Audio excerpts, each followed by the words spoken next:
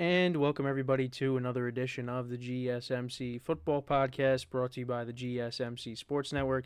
As always, I'm your host, Kenneth Gruenfelder, and it's great to have you guys here on this Monday, September 23rd.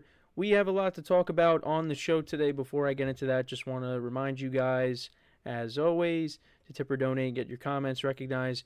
Go to the $ icon in the chat. This will help create a super chat for any thought or comment you may have throughout the live broadcast. I will acknowledge it, and it just makes the show lively, more entertaining between myself, the host, and you guys, the viewers. We appreciate your guys' viewership each and every day, so any contribution you can make to the show means the world to us as we put out content for you guys every Monday through Friday. And also, the other way to help out the show is by going to the link at the bottom of the show segment on the ticker, GSMCPodcast.net. So let's get into what we are going to discuss for today. So we're going to start off the show. We're going to talk about the Ravens picking up their first win of the season, 28-25 victory over the Dallas Cowboys. It got a little dicey at the end.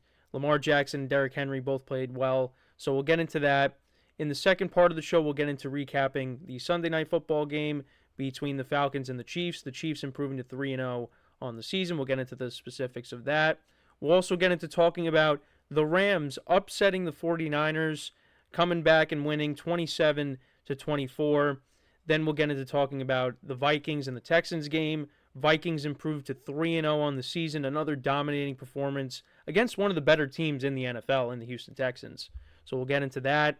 And then we will preview both Monday Night Football matchups, starting off with the Bills and the Jaguars, and then the Commanders and the Bengals. So let's get into the first topic, which is talking about the Ravens-Cowboys game. So yeah, again, another crazy week in the NFL. And like we've been doing the first couple of weeks, we're not going to talk about every single game today. Tomorrow we'll talk about more games and, continue to do that throughout the week.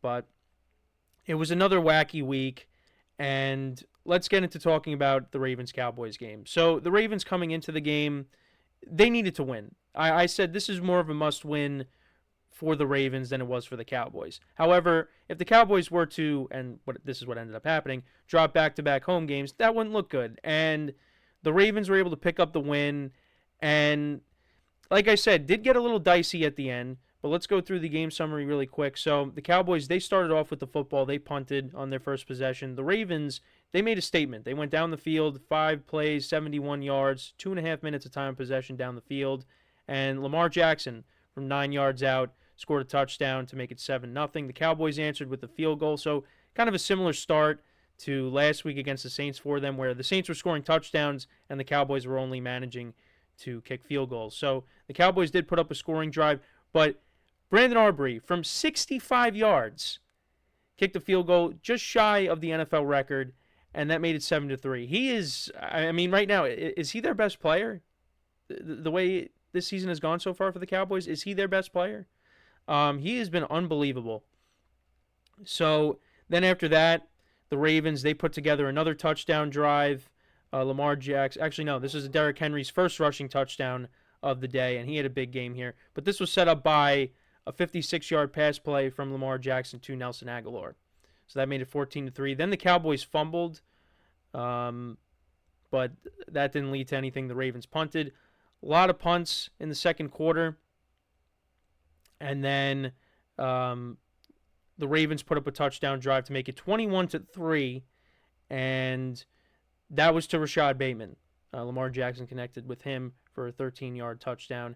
And then right before the end of the first half, the Cowboys kicked yet another field goal, Brandon Aubrey from 51 yards out to make it 21-6. Then the Ravens opened up the second quarter, or the second half rather.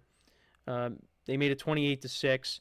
That was set up by Derrick Henry, a 29-yard run, then a 16-yard run by Lamar Jackson, and this led to a 26-yard touchdown run by Derrick Henry. So at that point, you're like, all right, this game's over. For most of the day, I was watching Red Zone, and once this game got out of hand, I'm like, yeah, we don't need to focus on this game. Let's look at some of the other games on Red Zone.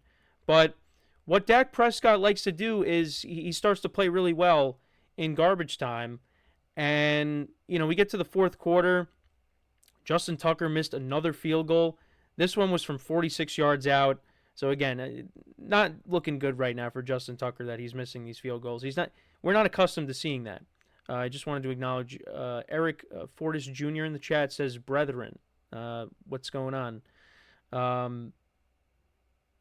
So the Cowboys, they put together a touchdown drive to make it 28-12. A lot of big plays on this drive. Prescott connected with Jacob Ferguson. Good to see him back. Jalen Tolbert, a 19-yard pass play, 23 yards to Kevontae Turpin, and then Dak Prescott on a quarterback sneak scored to make it 28-12. They went for two, didn't get it. Then the Cowboys recovered an onside kick. So they turned that into a touchdown.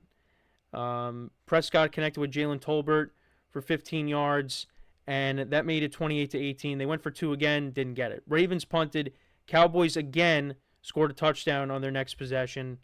And this one, again, another touchdown to Kevontae Turpin to make it 28-25. However, the Ravens iced the game. Lamar Jackson on 2nd and 9 from the Ravens 35. They had to pick this up, and they got it. And took a few kneel downs, and that was the end of the game. And Derrick Henry and Lamar Jackson, running the football, they did well. Lamar didn't put up massive numbers through the air, but had 87 yards on the ground, and Derrick Henry had 25 carries for 151 yards. And that was the difference in the game. The Cowboys defense had no answers to stop that running game, and the Ravens, they really needed this game, and they got it. So the Ravens actually ended up finishing in total with 274 rushing yards and 3 touchdowns. Their leading receiver was Nelson Aguilar. He had 1 reception for 56 yards. Quiet day from Mark Andrews, Isaiah Likely, and Zay Flowers. Zay Flowers had 3 receptions for 20 yards. Isaiah Likely had 1 for 4. Mark Andrews was targeted 1 time, but did not catch it. So he finished with 0 receptions for 0 yards. So his quiet season continues. And then as for the Ravens, their defense had 3 sacks in this game. Marcus Williams recovered the fumble. And then for the Cowboys, Dak Prescott had a quiet day. And then, like I said, once we got to garbage time, he started to put it together in the fourth quarter. Finished 28-51, 379 passing yards, 2 touchdowns. Sorry, holding back a sneeze. 2 touchdowns, no interceptions. Cowboys only ran the ball for 51 yards. Jacob Ferguson was their leading receiver, 6 receptions for 95 yards. CeeDee Lamb had 4 for 67. Was visibly frustrated on the sidelines. They were talking about it during the broadcast, how they're still not on the same page quite yet. Kevontae Turpin, he had 3 receptions for 51 yards. Jalen Tolbert had 3 for 42 yards. They both had touchdowns in the game. CeeDee Lamb actually fumbled in this game. And then for the Cowboys defense, no sacks in this game. And Brandon Aubrey continues his very good season. He's 10 for 10 on the season. But, yeah, too little, too late for the Cowboys. It got very interesting at the end, but the Ravens are able to pick up the win. And some of my takeaways from this game, again, Dallas's defense continues to struggle. And that's a problem. You went from Dan Quinn now to Mike Zimmer, and this defense looks worse with Mike Zimmer. If it wasn't for week 1 against the Browns, and the Browns' offense is not good with Deshaun Watson. And, we saw that a little bit more yesterday because guess what? The New York Giants picked up a win, and we'll get into that during the week, but they were able to beat the Browns. Dallas looked good in week 1 against the Browns. But then these last 2 weeks against the Saints, who ran all over them, and Derek Carr carved them up.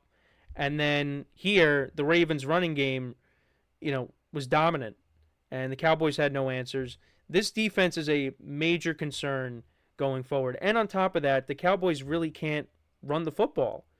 You got Rico Dowdle, who, got most of the carries in this game for them.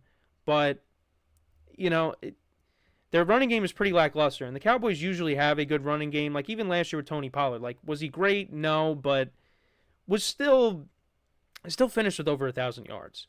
But, yeah, Rico Dowdle, 8 carries for 32 yards. Zeke, 3 carries for 6 yards.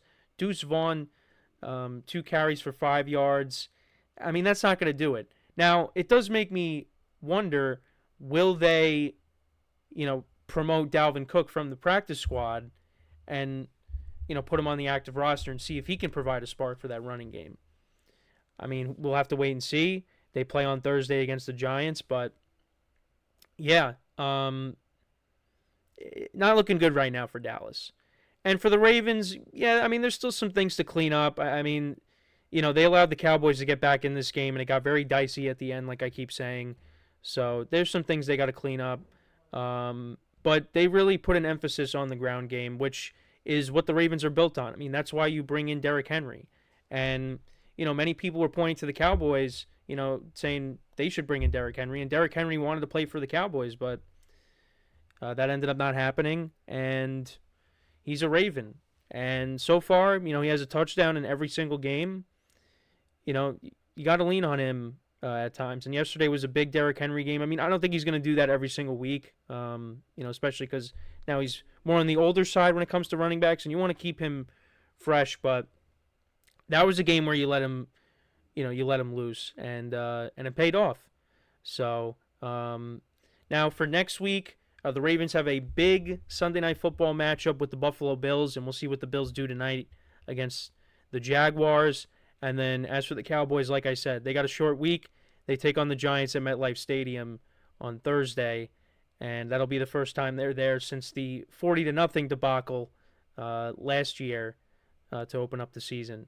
So hopefully that's a little bit different for Giants fans, and the Giants are more competitive in the game, but we'll have to see. And it's interesting because I was looking at the line for that game, and it was at 6.5. Now it's down to 4.5. But we'll talk about it on Thursday. So, but let me know what you guys think about this game. What were your takeaways from it? Let me know in the comments. So, with that being said, we're going to take our first break of the show. When we come back, we will recap last night's Kansas City Chiefs Atlanta Falcons game on Sunday Night Football. We'll talk about what happened in that game. Chiefs picking up another win to improve to 3-0. So we'll get into all that when we return from our first break. So, with that being said, stick around, and we'll be right back here on the GSMC Football Podcast.